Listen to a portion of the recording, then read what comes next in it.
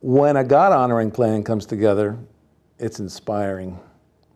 Over several months, I began to observe the people that were coming through our doors at our church.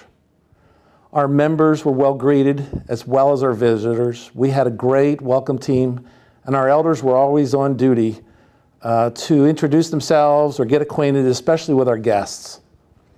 But after a while, I began to observe the number of our guests, that the most attention they were actually getting was a great handshake at the door coming in and a bulletin, and usually a handshake, perhaps by the pastor as they were leaving. And this began to just trouble me a little bit, because I had hoped that we could find a way to minister to all of our people, especially those who are coming maybe for the first time. I went to our staff and we discussed it there, and we also discussed it with our elders board. And after some time, our elders decided that we would make a recommendation to our church board. And the idea is that we would take a little piece of real estate within our sanctuary and we would dedicate it to prayer after the service. And so we decided that we would do that on a given Sabbath. And so we prepared a sermon and prepared the worship service to introduce this concept. See, the idea is that many people come to our services, I believe, prompted by the Holy Spirit. It was Jesus who said in John 6 that no man can come to me unless he's drawn by the Father.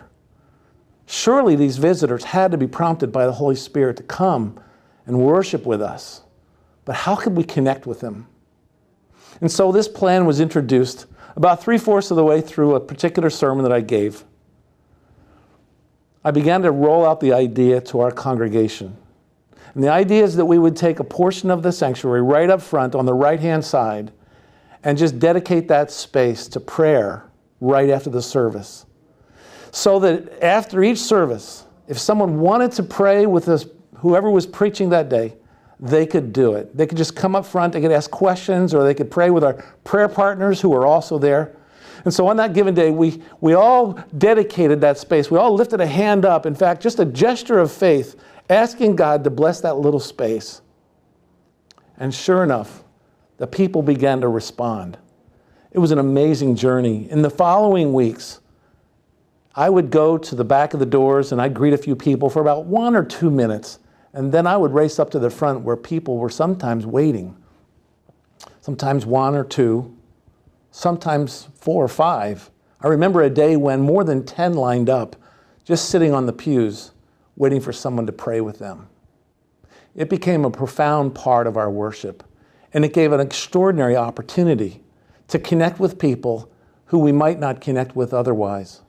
It reminds me of what Jesus said, that his house would be called a house of prayer. My prayer for you is that as you reflect on this, that you and your church might consider what you might do to just reap the harvest of those who come to your church wondering what God is doing in their life or the problems that they have and how to face them. By inviting them to just spend a moment, to know that somebody cares about them and will pray with them. You may be surprised at the results. May God bless you as you consider this.